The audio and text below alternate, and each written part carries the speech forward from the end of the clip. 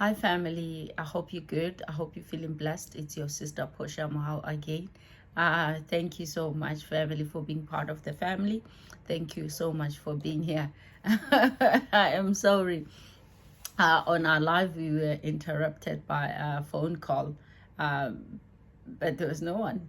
And I was like, I actually went downstairs just to find out what was it, because I, I didn't even make orders or anything like that. I didn't want room service or something like that. Um, Family, today I want to tell you a story of my life. I don't know whether to tell you about the. Okay, it's gonna be a young girl and that was involved, and the auntie. You see, there was a young man who committed suicide, and an aunt came and consulted me. An aunt came to me with in a sense, a bleeding heart. An aunt told me that my nephew just committed suicide, and I want, the R word, R-E-V-E and G-E word. I want that for him because I know how all this came to be. And I was like, okay, you can tell me your story. And then the aunt was like, before I even tell you the story, I just want to inform you that I want this thing done before he gets buried. He gets buried, okay? The aunt told me that I raised my nephew and I took care of him. He turned out to be a very good man. I passed his inheritance to him, which was left by his father, who is my brother. He had everything, apart from the fact that he grew to be a good man and successful on his own way of like working hard in school and everything. My brother's son had his own money, which was left to him by his father. The problem came when he entered into a relationship with this girl, and I warned him, but because he loved her, I just supported him. I didn't care, because he just said he loves her, and he was gonna have my attention.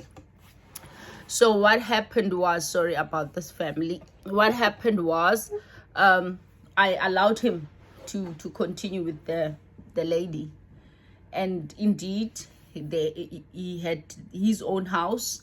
I used to come see them and everything. So every time I go there, I could see there were little quarrels there and there. And then the girl got pregnant. She had a son. I didn't want my nephew to think that I don't like this girl because she's coming from a disadvantaged family, because she was coming from an informal settlement. So I didn't want my nephew to think that I'm being judgmental and everything like that. But I just had the thing of not trusting the girl. But I allowed them be. There was a grandchild for me, which I was happy for, and I just accepted her because he was in love with her. Now the problem is he committed suicide. I know I may not know everything, but I know she's the cause. Because there were times I would go to the house, I would find him alone with the child crying, like trying to get hold of her. Like there's been family meetings, there've been, you name it. She was just wayward and out of control. He was literally like depressed, like he was not himself anymore. He was a shadow of himself. So whatever transpired, because he was a person that was not telling his, there are people who just keep their things to themselves. They don't want to share their things with families. So he was that type of a boy that never wanted to tell anybody his life or his business. So I think what made him more depressed was the fact that at first I had warned him of this girl. So I am here because I want the REVENGE word for him. I want him, I want this girl not to have peace if she is the cause of this. I asked the aunt that, aunt, what are you saying? You are saying that I must work your cops in order for him not to allow her to have peace. Is that what you say? Say, well, aunt, me, I will do it because these are the things that we do. These are the things that, you know, especially when someone says, come work on my cops.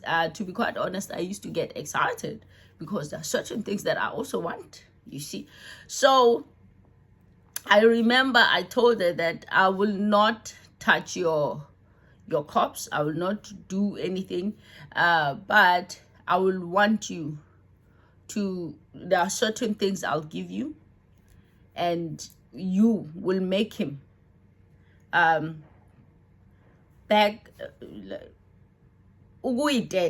like to pepa, like you need to back, you need to make him back these things.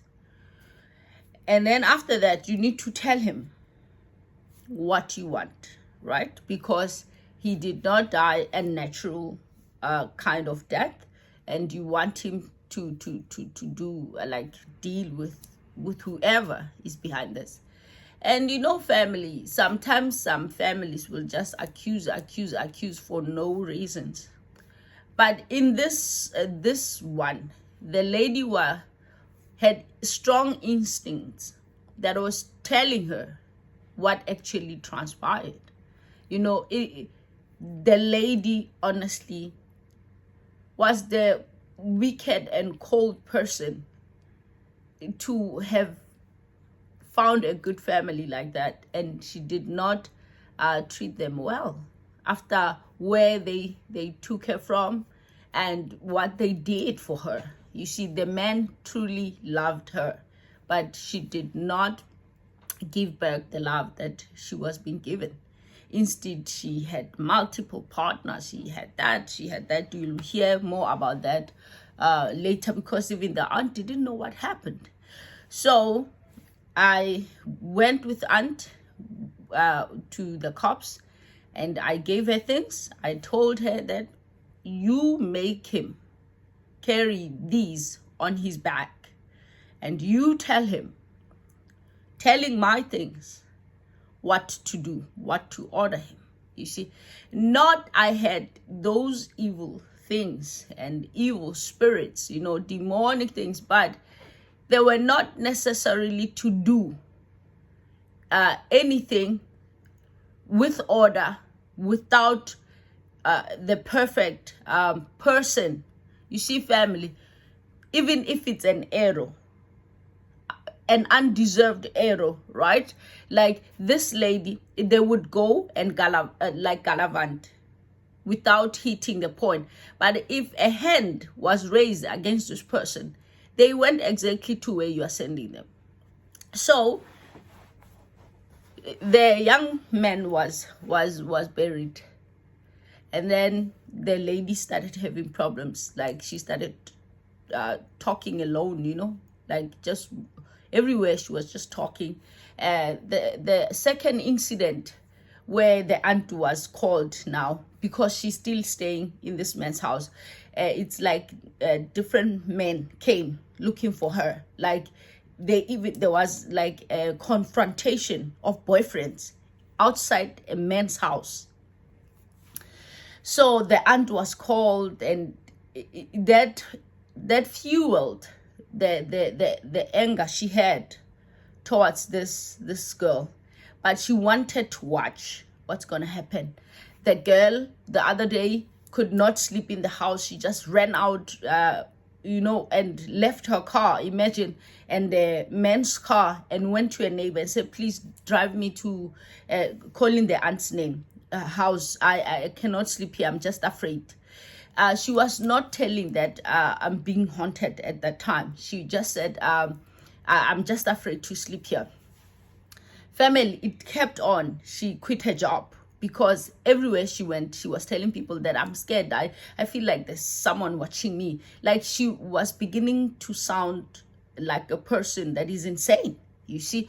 So and she was not going to other people. She was literally going to this aunt, and the aunt was like, let's call your mother. I think you need help. Something's wrong with you.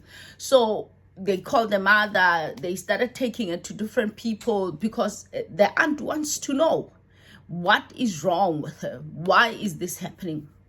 So they ended up in my shrine because the girl knew me through the aunt. You see, the aunt was not my first time client. You see, the other time they had come because they had an old funeral that had occurred. So things were going bad. They wanted me to wash them. It's a ritual that failed to happen in a family. You see, it's like, you see, in African cultures, there are certain things that need to happen after a funeral. So they believed in that type of ritual, which never occurred. So they believe that as a family they need to do it even through a sangoma in order for them to be cleansed, because the person that was supposed to have cleansed them as a family had died and they stayed like that. So that's how the lady knew me first, and that's how the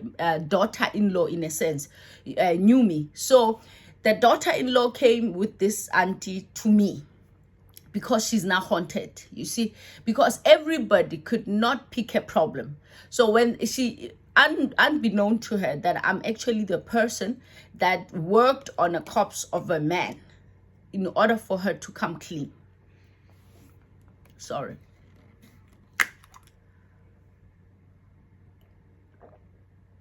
Excuse me, family. So what happened was eventually she came to the very shrine that sent out spirits to bring out the exact thing that was happening to her. So instead of the elders, her mother and the aunt, to be the one talking, like we brought the child, or you know, the lady, as parents, to say we brought the child, this is what has been happening. They come in, they sit down, and then she's the one that is talking. You know, Gogo, I'm haunted. Everywhere I go, she's no longer saying, I feel like someone is looking at me. She's saying, I feel like Mwekezi is watching me. Mwekezi is doing this to me. Mwekezi, she's now words. She's name. She's talking. Yes, I know that I was not good, a woman to Mwekezi. I cheated Mwekezi. He caught me with a man. She starts talking. You see, yeah, I was dating 3 men while I'm dating Mwekezi, and then I slept with another man, and Mwekezi found us. Mwekezi was told Vele by my friend. Now she's blaming everybody. Then she says one of the boyfriend she dated was a businessman. So the businessman, she wanted to be with the businessman, and Mwekezi was in the picture. Yes, Mwekezi did a lot for me and everything, but I wanted to be with this man, and the only way I could just do something to Mwekezi was make sure that I go to a sangoma. So she went to a sangoma trying to make Mwekezi forget about her and everything, but she was surprised Mwekezi chose to do what he did. In a sense, she's saying Mwekezi committed suicide, but it was not my aim. My aim was to make Mwekezi forget about me. She's blabbering. She's talking, family. You know, she is a parrot, talking, and we are all listening. And the aunt is just there crying. Kichelo, I said it. You know, and the mother is crying, and the mother is just saying, what a wampot, like, you have disappointed me. You know, as I watch her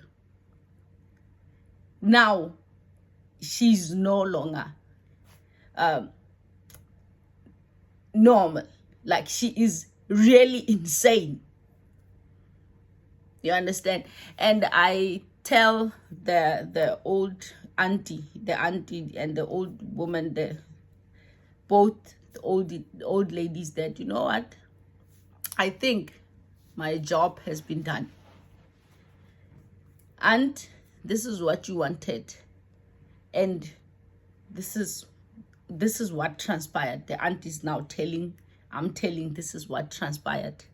Now, if you want me to help her, I can. But the only way I can help her is for you people to give me something. Let me go to the river.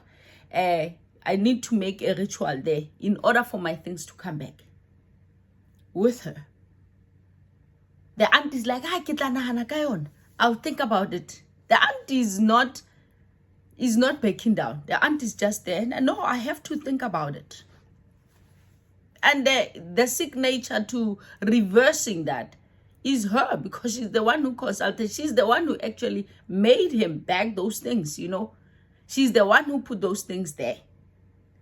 She's like, no. I have to go and think about it. What she did for her, it was good. She wanted to go and be happy with another man, while we are here. We are still wounded by what she did. The mother was just there saying, look at what you've done to us. Look at what you've done to me. Look at what you've done to yourself and the family. Like she was really disappointed. And the goodness of that woman, to be quite honest, she was not there looking at her daughter and, you know, sympathizing with their daughter. Or she was just disgusted. At the same time, she was disappointed, you know, and she was standing strongly with the family, that if they feel like they want to help her, they can help her. But if they don't, they don't. And you know how that story ended? It ended so beautiful, because even though the aunt was in pain, to be quite honest with you, family, that woman truly, truly loved her nephew and loved her nephew's child so much that she came and said, the reason I want you to reverse that is because my son, you know, my nephew, the nephew was more like her son, has a child with this person. Only because of that child, I want you to do it. Because I had accepted this girl. Let her heart be the one that judges her. You know, that old, like she was also old, you know, she was not an aunt of young. She was like, in a sense, she placed a certain curse of let the earth be the one that swallows her. You know, family. I once said this to a young lady who was confused between 3 men. When you are single, you are going, you know, when you are single, you are like any fizz drink that is in the fridge. You are like any product that is in the store. Any hand can come and pick you. You understand? And when you pick this, you drink it, you know. Just throw it anyhow. You understand? So when you are single, you are in a state that your singleness can either make you feel like you can do literally anything you want. You can just accept Joe, accept Trevor, accept Noah, accept, you know, Tidiso, accept Richard, all of them. But it's also important to know that in your singleness, it's important to know that value and worth comes from you saying no.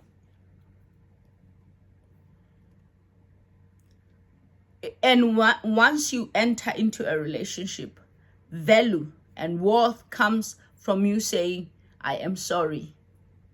I have someone. Family, I love you is not a word you can just go around telling everybody. You can tell everyone, I love you, I love you, I love you, like on the basis of Christ's love for your brothers and sisters. But the other I love you that you know we're talking about, I'm not talking about the agape love now. Ne?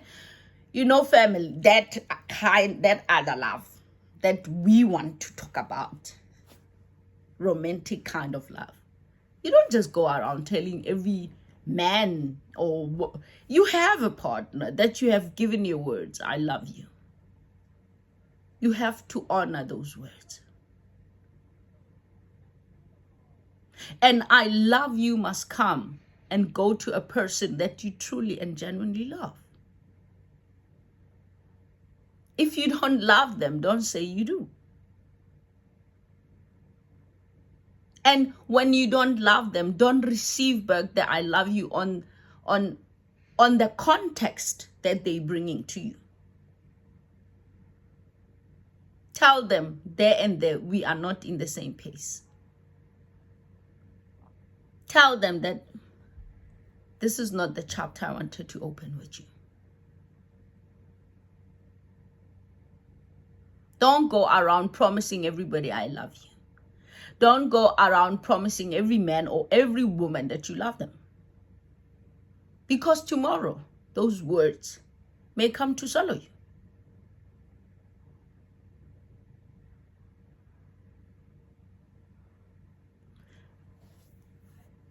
A lot of women are single because they believe the I love you, which is wrong, from married men or from men that were not meant for them.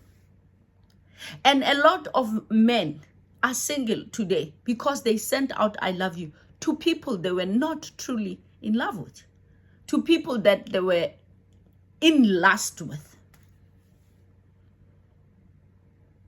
Because if you love someone, family, I truly believe if we truly love people, you know, we would not do anything to hurt them.